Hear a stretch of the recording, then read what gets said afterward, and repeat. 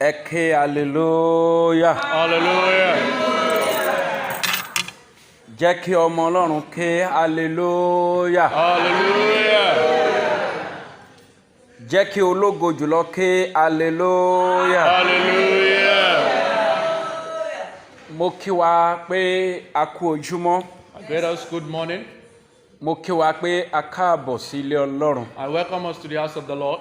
Gẹ́gẹ́ bí a ṣe fi ń tó wa létí pé kò tíì sí sáfíìsì nínú ilé Ọlọ́run. As we have heard earlier that there is no service in the house of the Lord for now. Nítorí díẹ̀ yìí la ṣe dá ọ̀pọ̀lọpọ̀ àwọn tí a ń dá padà lẹ́nu ọ̀nà. That's why we have sent some people back home from the Ṣùgbọ́n entrance. ìbá wa tí a wà nínú ilé yìí ó yìí mọ níwọ̀n.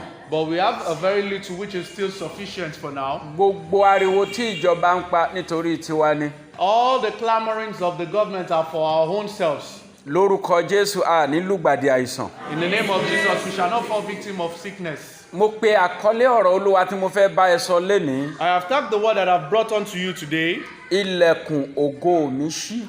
The door of my glory is open. Ilẹ̀kùn ògo mi ṣí. The door of my glory is open. Ọmọ Ọlọ́run, Children of God, kí ni ilẹ̀kùn? what is the door?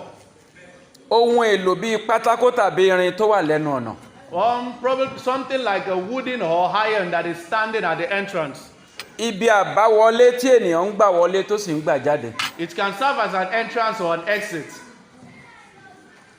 Ẹnu ọ̀nà tóóró tó wà láàrin inú ilé àti ní gbangba ìta. Something that can serve as an entrance or an exit from going out or coming in. Ohun èlò ọ̀nà tí a ti lè gbà láti kó ẹrù jáde tàbí láti kó ẹrù wọlé. Something that can be used as an entrance or an exit for something to come in or go out. Ta lẹni tí ó lè ṣí ilẹ̀kùn? Who can open the door? Ní àkọ́kọ́, Firstly, ẹni tí ó ní kọ́kọ́rọ́ lọ́wọ́ he that has the key to the door, tó jẹ́ pé òun fúnra rẹ̀ ló lo kọ́kọ́rọ́ yẹn láti fi tì pa. that has used that same key to lock the door. Ẹni tí ó tún ní agbára láti já ilẹ̀kùn. He that can break through the door. Ẹ̀kẹta, ẹni tí ó mọ bí òun ti ti ilẹ̀kùn fún ara òun tó sì mọ ọgbọ́n tó fi dá sí, ó lè má lo kọ́kọ́rọ́ ṣùgbọ́n ọgbọ́n ló dá sí. The person who knows how he locked the door. Only the person might not use the key necessarily, but somebody who knows how to open the door. Olè ọlọ́ṣà tí ó fi tipátipá àti agídí já ilẹ̀kùn. A robber who forcefully to break through the door. Oríṣiríṣi ilẹ̀kùn. We have different types of doors. A ní ilẹ̀kùn onípákó. We have a wooden door. A ní ilẹ̀kùn onírin. We have an iron door. A ní ilẹ̀kùn ibi ìdábòbò. We have a security gate. Ilẹ̀kùn tí a fi ohun ẹ̀rọ ìgbàlódé tí ta fi ń ṣí sílẹ̀ tàbí ta fi ń tì. A security door, something like that we use code to open. Ilẹ̀kùn tó jẹ́ pé tí a bá ti súnmọ́ ibi ọ̀dọ̀ rẹ̀ láì fọwọ́ kàn yóò ṣí fúnra rẹ̀ yóò sì padé fúnra rẹ̀. An automatic door, something that can be used in the kind of elevator. Ilẹ̀kùn tí a lè ta ìbọn sí ṣùgbọ́n tí kò ní jẹ́ kí ọta ìbọn kó wọlé. A bulletproof door. Àti bẹ́ẹ̀ bẹ́ẹ̀ lọ. And so on. Àti bẹ́ẹ̀ bẹ́ẹ̀ lọ. And so on. Ọmọ Ọlọ́run. Children of God. Mo fẹ́ sọ fún ọ lónìí. I want to tell you today. Pé nípa ọ̀rọ̀ àpèjúwe ilẹ̀kùn. Of examples of door. Irú ilẹ̀kùn tí a ń sọ yìí ni èyí tó ṣí fún tí ṣe Pétérù nígbà tó wà nínú ẹ̀wọ̀n. We're talking about the kind of door that opened for Peter when he was in the prison. Èyí tí a lè rí nínú ìwé Iṣẹ́ àwọn Àpọ́stélì orí 12 ẹsẹ̀ 10. The one that can be found in the book of Acts of Apostles chapter 12 verse 10. Bẹ́ẹ̀ gẹ́gẹ́ ọmọ Ọlọ́run. Also, children of God. Nínú ìwé Revelation 3:8. In the book of Revelation chapter 3 verse 8. Revelation 3:8. Revelation chapter 3 verse 8. Mo fẹ́ kí ẹnìkan kó bá mi kà yẹn. Revelation 3:8. Ìwé ìfihàn orí kẹta ẹsẹ̀ ìkẹjọ. Ìwé ìfihàn orí kẹta ẹsẹ̀ ìkẹjọ ẹjọ mo fẹ́ kí ẹnìkan kó bá mi kà tó bá gbé Bíbélì dání. Revelation chapter 3 verse 8. Aha. Èmi mọ iṣẹ́ rẹ. Kíyèsí. Mo gbé ilẹ̀kùn tí ó ṣí kalẹ̀ sí iwájú rẹ. Kò sì sí ẹni tí ó lè ti ilẹ̀kùn tí òun gbé kalẹ̀ tó ṣí yìí yes. Ìwọ ló ní agbára lórí ilẹ̀. Tí wọ́n bá ti lè pa ọ̀rọ̀ mímọ́ ọ̀rọ̀ tí Ọlọ́run bá sọ fún ẹ, ìwọ yóò máa ṣí wàá sì máa tì. Tí ìwọ ò sì ṣẹ̀ sí orúkọ ọ̀pọ̀lọpọ̀ ènìyàn A lot of people tó ń fẹ́ kí ilẹ̀kùn ògo ṣí sílẹ̀ fóun that wants the door of glory to be opened unto them wọn ò pa òfin Ọlọ́run mọ́, are not keeping to the commandment of God, wọn ò gbọ́rọ̀ Ọlọ́run, are not obedient to the Lord, wọn ò ṣe ìfẹ́ Ọlọ́run. they are not even doing the will of the Lord. Nítorí ìdí èyí And so because of this, ṣe ló dà pé ilẹ̀kùn yẹn tì mọ́ wọn, seems like the door is shut against them. ilẹ̀kùn tì mọ́ wọn. The door is shut against them. Bẹ́ẹ̀ gẹ́gẹ́ ọmọ Ọlọ́run Also, children of God, nínú ìwé Àìsáyà 22:22 in the book of Isaiah chapter 22 verse 22, Àìsáyà orí kejìlélógún ẹsẹ̀ ìkejìlélógún Isaiah 22 verse 22, Àìsáyà orí kejìlélógún ẹsẹ̀ ìkejìlélógún èyí tí ó kà báyìí wípé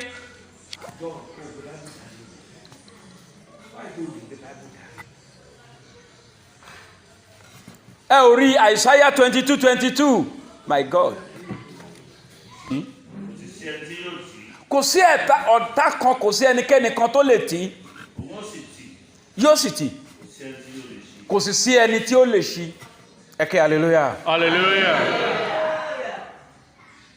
Ta lẹni tí a ń sọ̀rọ̀ rẹ̀ yìí? What are we talking about here? À ń sọ̀rọ̀ nípa Jésù Kristi, We are talking about Jesus Christ. ẹni tó lè ti ilẹ̀kùn, He that can open the door, that can close the door, ẹni tó sì lè ṣí ilẹ̀kùn, and can open the door. ẹni tí ó lè ti ilẹ̀kùn He that can close the door, tí ó sì lè ṣí and ilẹ̀kùn. can open the door. Bí ẹ̀dá bá ń gba àdúrà sí Ọlọ́run If a man is praying unto the Lord, tó ń béèrè nǹkan kan ní ọwọ́ Ọlọ́run and is asking of something from the Lord, gẹ́gẹ́ bí Ọlọ́run ṣe pàṣẹ fún wọn, as the Lord has commanded unto them, pé ẹ béèrè ẹ ó rí gbà, that ask and you shall receive, ẹ kàn òun yóò ṣí sílẹ̀. knock and it shall be opened unto you. Ṣùgbọ́n tí ò bá ṣe ìfẹ́ Ọlọ́run, And if you don't do the will of the Lord, tí ò gbọ́ràn sí Ọlọ́run lẹ́nu, you're not obedient to the Lord, nítòótọ́ ilẹ̀kùn yẹn lè padà ṣí tó bá yá, truly the door might later open at the end, ṣùgbọ́n ó lè ti pẹ́ jù kí ilẹ̀kùn yẹn tó ṣí. but it might take more than enough time before it opens. Ilẹ̀kùn ògo rẹ ò ní tì pa. The door of your glory shall not be shut against you. Ilẹ̀kùn ògo rẹ ò ní tì pa. The door of your glory shall not be shut against you. Ìwé Jòhánù The book of John, orí kẹwàá chapter 10, ẹsẹ̀ ìkẹsàn-án, verse 9. èmi fúnra mi màá kà fún ara mi. Ìwé Jòhánù The book of John, orí kẹwàá chapter 10, ẹsẹ̀ ìkẹsàn-án. verse 9. Ó ní èmi ní ilẹ̀kùn, bí ẹnìkan bá bá ọ̀dọ̀ mi wọlé òun ni a ó gbàlà, yóò wọlé yóò sì jáde, yóò sì rí koríko. Koríko tó mì ní pé ohun tí ó gbìn tàbí ohun tí a kò gbìn tí ó hù, ire ni, ìbùkún, ayọ̀ yóò sì hù nínú ayé rẹ̀. We are talking of good things that is planted, that is coming out in such person's life.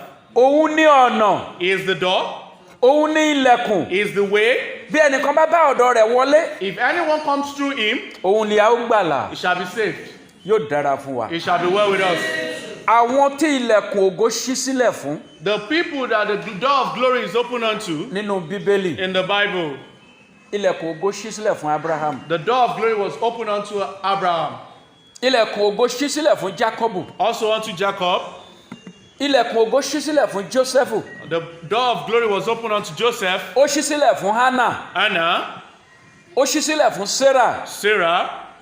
ó ṣí sílẹ̀ fún Elizabeth, It was open unto Elizabeth, ó ṣí sílẹ̀ fún Rachel, open unto Rachel, ó ṣí sílẹ̀ fún Rebecca. was open unto Rebecca. Ilẹ̀kùn ògo tó ti tì mọ́ Jóòbù ó padà ṣí sílẹ̀ fún Jóòbù. The door that was shut against Job was later opened unto Job. Ilẹ̀kùn ògo padà ṣí fún Jábésì The door of glory was later opened unto Jabez nígbà tó gbàdúrà sí after Ọlọ́run. he prayed to the Lord.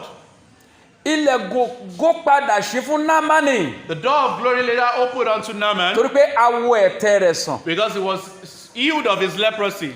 Ilẹ̀kùn ògo padà ṣí sílẹ̀ fún obìnrin onísun ẹ̀jẹ̀ The door of glory was later opened to the woman with the issue of nítorí blood pé awọ ìsun ẹ̀jẹ̀ rẹ̀ sàn. because her problem was solved. Ayé ti sọ pé ilẹ̀kùn ti tì mọ́ Lazarus People thought the door was shut against Lazarus, pé ó ti dẹ̀ ti lọ nìyẹn. that that's the end. ṣùgbọ́n ní kété tí tíṣe Jésù Kristi dé But immediately the Savior came, bó tilẹ̀ jẹ́ pé tíṣe ó ti tó bí ọjọ́ mẹ́ta even though it was about 4 days tó ti ń rùn that he was thinking, ilẹ̀kùn ògo padà ṣí sílẹ̀ fún the Lásárù door of glory was later opened unto Lazarus. ilẹ̀kùn ògo padà ṣí sílẹ̀ fún ìtíṣe Ẹ́sítérì ayaba The door of glory was later opened unto Queen Esther. bó tilẹ̀ jẹ́ pé ìtíṣe kò ní bàbá kò ní ìyá mọ́ Even though she was an orphan, ilẹ̀kùn ògo padà ṣí sílẹ̀ fún the door of glory was later opened unto her. ṣàmì ilẹ̀kùn ògo yóò ṣí sílẹ̀ fún The door of glory shall be opened unto you. ilẹ̀kùn ògo yóò padà ṣí sílẹ̀ The fún door of glory shall be opened unto you. wọ́n ní ilẹ̀kùn ògo yóò padà ṣí sílẹ̀ The fún door of glory shall be opened unto you. àwọn tí ilẹ̀kùn ògo tì mọ́ díẹ̀ nínú Bíbélì The set of people that the door of glory was shut against them in the Bible.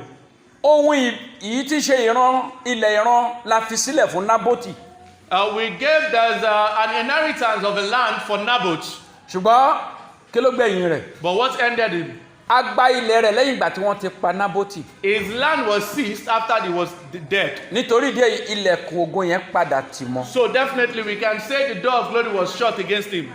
ọmọ yìí tí ṣe bàbá wa Adam The child of our father Adam, Abel àti Cain Cain and Abel, ẹnìkan fi tipátipá àti ìlara ó fi tilẹ̀kùn ògo mọ́ someone out of jealousy and envy shut the door of glory against him. ilẹ̀kùn ògo padà tì mọ́ Fáṣítì ayaba tó padà di ẹni tí ò ṣe ayaba mọ́ The door of glory was shut against Queen Vashti, who later became someone who wasn't a queen. ilẹ̀kùn ògo padà tì fún Sọ́ọ̀lù ẹni tí a ti ń pe kábíyèsí fún ṣùgbọ́n tí ó jẹ́ pé idà ara rẹ̀ ló ṣubúlé tó kú fún ara rẹ̀ The door of glory was shut against King Saul, someone who was God's anointed, who now later fell on his sword and died. ilẹ̀kùn ògo padà tì fún Jésíbẹ́lì The door of glory was shut against Jezebel nítorí pé ajá ló fi jẹ because the dog licked her blood.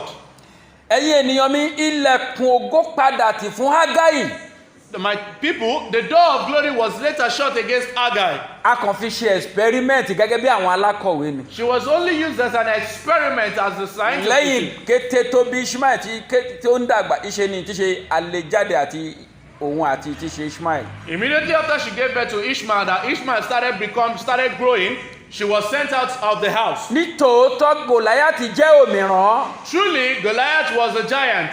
ó tóbi ó sì sanra He was so big and fat, ṣùgbọ́n ilẹ̀kùn ògo padà ṣí fún but the door of glory was later shut against him. Ọlọ́run ṣílẹ̀kùn ògo fún Dáfídì And the door of glory was opened to David, a sì fi rọ́bà a fi fínísì ayé Gòláyátì and just a rubber was used to finish the Goliath's life. ilẹ̀kùn ògo ò ní tì mọ́ ẹ The door of glory shall not be shut against you. ilẹ̀kùn ògo ò ní tì mọ́ The ẹ door of glory shall not be shut against you.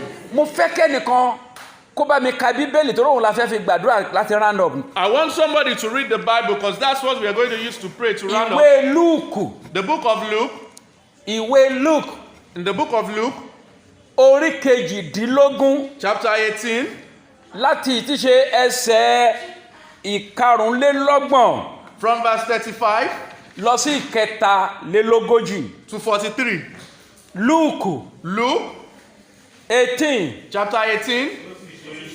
aha mo fẹ́ kí ẹni tó fẹ́ kà á kó gbóhùn sókè dáadáa yes aha aha bí ó ṣe súnmọ́ Jẹ́ríkò afọ́jú kan jókòó lẹ́nu ọ̀nà ó sì ń ṣagbe ó gbọ́ ẹ̀hẹ́n pé kí ló ń ṣẹlẹ̀ nítorí pé kò ríran kò mọ nǹkan tó ń ṣẹlẹ̀ ó fetí gbọ́ ṣùgbọ́n kò ríran yes wọ́n wí fún pé Jésù Kristi ti Násárẹ́tì ló ń kọjá lọ ó kígbe pé Jésù Kristi ọmọ Dáfídì ṣàánú fún mi àwọn tó wà ní iwájú rẹ̀ wá bá wí pa ẹnu rẹ̀ mọ́ ṣùgbọ́n kí ló ní ó ṣe ó tún kígbe sí pé Jésù ọmọ Dáfídì ṣàánú fún mi ó tẹsẹ̀ dúró yes Jésù ní ẹ mú tọ̀ mí wá lẹ́yìn ìgbà tó ti tẹsẹ̀ dúró nígbà tí ó súnmọ́ ó bi wípé kí ló fẹ́ ṣebí wọ́n ló ń pe Jésù Kristi ọmọ Dáfídì mo ti dúró mo ti tẹsẹ̀ dúró kí ló fẹ́ aha kí èmi kó lè ríran yes pé Yes. Lórúkọ Jésù Kristi lónìí. In the name of Jesus today, Lọ́jọ́ ológo òní. as a glorious day today, Ohun tó o béèrè lọ́wọ́ Ọlọ́run yóò ṣe fún whatever ọ. you ask for the Lord shall do it for you. Olúwa yóò ṣe fún The ọ. Lord shall do it. Ìránṣẹ́ yẹn ò béèrè ohun méjì mẹ́ta. That person did not ask for 2 or 3 things. Ohun mélòó ló béèrè? What did he ask? Ohun kan ṣoṣo. For just something. Kò béèrè owó, kò béèrè silver. He didn't ask for gold nor silver, Kò béèrè fún yìí tí ṣe kí ni agbára. not for power, Ṣùgbọ́n ó béèrè pé kóun ṣá lè ríran. but he asked for him to see. Torí kó mọ̀ pé ẹni tí kò ríran Because you know someone who does not see, nínú ayé tí a wà yìí, in this world as we are, ohun rere yóò máa gbẹ̀gbẹ̀ rẹ̀ kọjá. good things will go away past him. Ohun ìyanu yóò máa gbẹ̀gbẹ̀ rẹ̀ kọjá. And wondrous things will go past him. Ìdí ẹ̀ ló ṣe béèrè That was why he asked pé kóun ṣá lè ríran. for him to see. Kóun ṣá lè ríran. For him to see. Ẹlòmíràn nínú wa, So people amongst us, mọ́tò là ń béèrè, we are asking for motor, ilé là ń béèrè. we are asking for house, Ṣùgbọ́n ó yẹ ká béèrè fún ẹ̀mí gígùn. but we are supposed to ask for long life. Ẹlòmíì ọmọ ló ń béèrè. Some people are asking for children. Ẹlòmíì ọkọ ló ń béèrè. Some people are asking for a husband. Ẹlòmíì aya ló ń béèrè. Some people for a wife.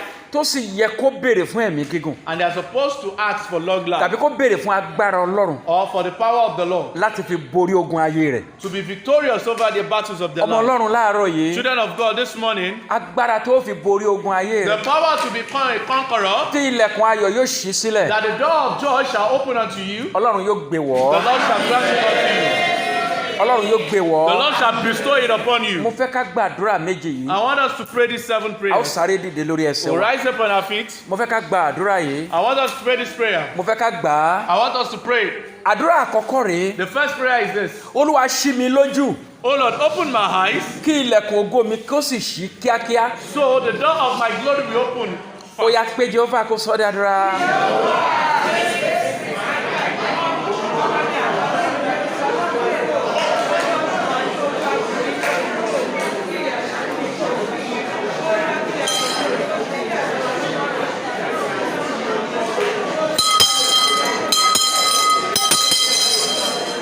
Ní orúkọ Jésù Kristi lágbàdúrà.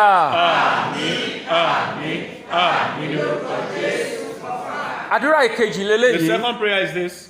Ó pe Olúwa. You shall, O Lord, Fagilé àmì òróró agbéni kékèèyàn máa tọrọ nínú ayé mi. cancel out every anointing of begging in my life. Fagilé àmì òróró agbé ṣíṣe nínú ayé mi. Cancel out every anointing of begging in my Pé life. tí ò bá tọrọ kò lè rí. Now, if I don't beg, I wouldn't find. Fagilé àmì òróró agbé ṣíṣe nínú ayé mi. Cancel out every anointing of begging in Pé my life. Jehova kó sọ́ di àdúrà.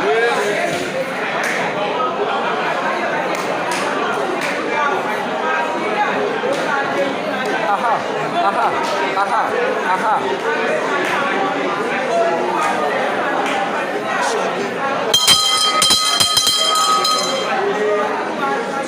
Ní orúkọ Jésù Kristi lágbàdúrà.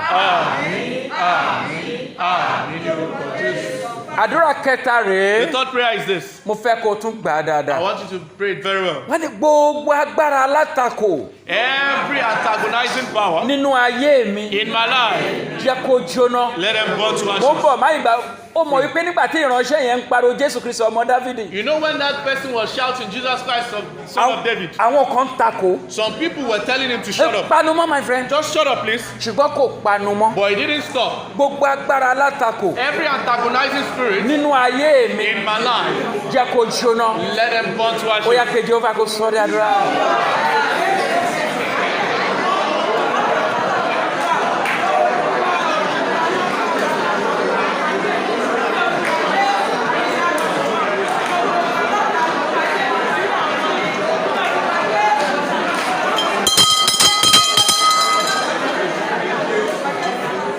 Ní orúkọ Jésù Kristi lágbàdúrà.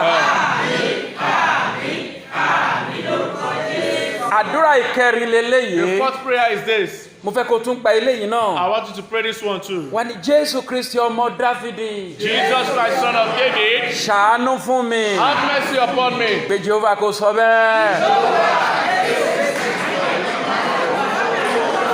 Jésù Kristi ọmọ Dáfídì.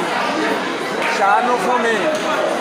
ṣàánú fún mi ṣàánú fún ìdílé mi ṣàánú fún ọkọ mi ṣàánú fún aya mi ṣàánú fún àwọn ọmọ mi Jésù Kristi ọmọ Dáfídì ṣàánú fún mi lónìí ọjọ́ ológo ṣàánú fún mi.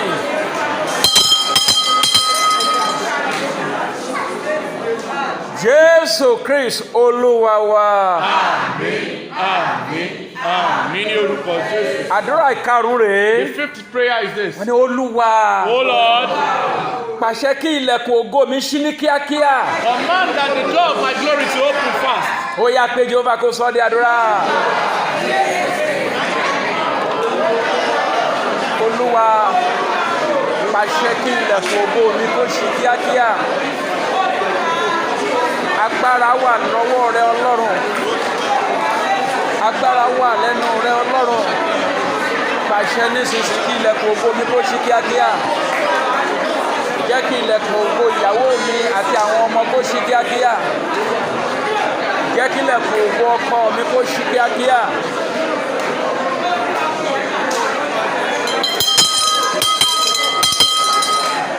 Ní orúkọ Jésù Kristi Olúwa wa.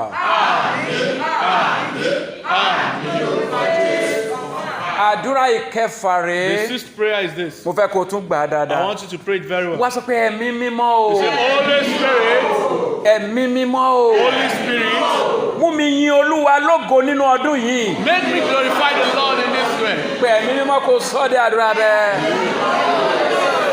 Ẹ̀mí mímọ́ o. Mú mi yin Olúwa lógo nínú ọdún yìí. Mú mi yin Olúwa lógo nínú ọdún yìí. Ẹ̀mí mímọ́ o. Mú ilé mi yin Olúwa lógo nínú ọdún yìí. Ẹ̀mí mímọ́ o. Mú aya àti àwọn ọmọ mi yin Olúwa lógo nínú ọdún yìí. Mú ọkọ mi yin Olúwa lógo nínú ọdún yìí. Ẹ̀mí mímọ́ o. Mú mi yin Olúwa lógo nínú ọdún yìí.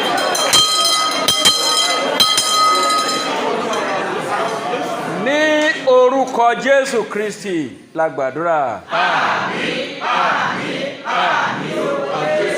Àdúrà ìkeje tó gbẹ̀yìn àdúrà yẹn The rèé. seventh prayer that ends it is this. Mo fẹ́ kó tún gbà á I dáadáa. want you to pray it very well. Gbà á nítorí pé níjẹ́ tí ṣe ọjọ́ ológo. Pray it because today is a glorious Mo sì day. fẹ́ kó gbà ògo Ọlọ́run yóò sì ṣí sílẹ̀. And the glory of the Lord shall be your portion. Wá ní jẹ́ kí gbogbo ènìyàn bá mi fìyìn fún Olúwa kí ọdún yìí tó parí. Let people rejoice with me before the end of this year. Jẹ́ kí gbogbo ènìyàn bá mi fìyìn fún Olúwa kí ọdún yìí tó parí. Let everyone rejoice with me before the end of the year. Jehova kó sọ de àdúrà.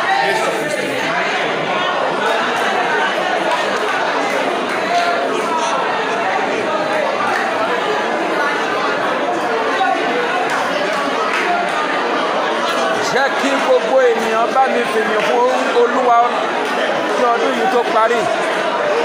Jẹ́ kán bá mi yin Olúwa lógo kí ọdún yìí tó parí. Jẹ́ kí gbogbo ènìyàn bá mi fìyìn fún Olúwa kí ọdún yìí tó parí. Jẹ́ kán fìyìn fún Olúwa kí ọdún yìí tó parí. Ó ṣe Ọlọ́run.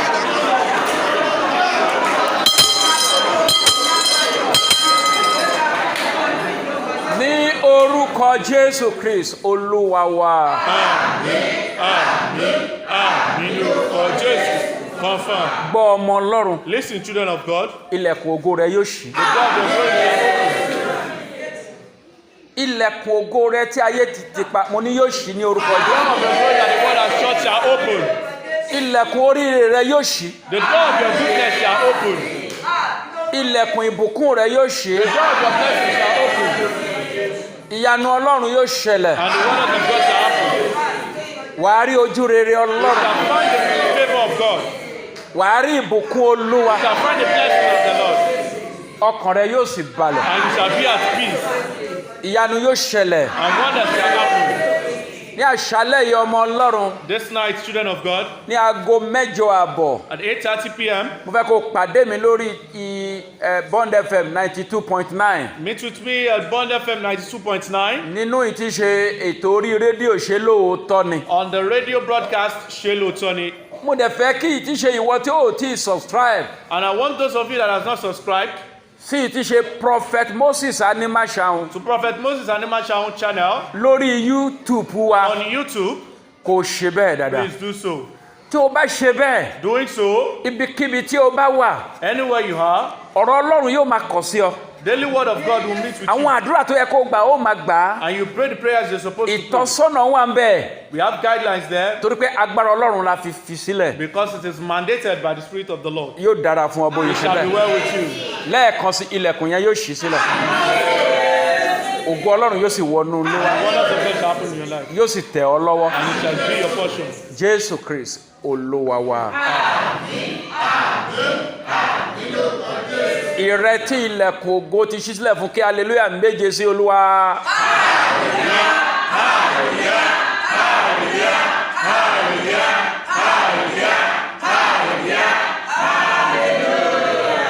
God bless you.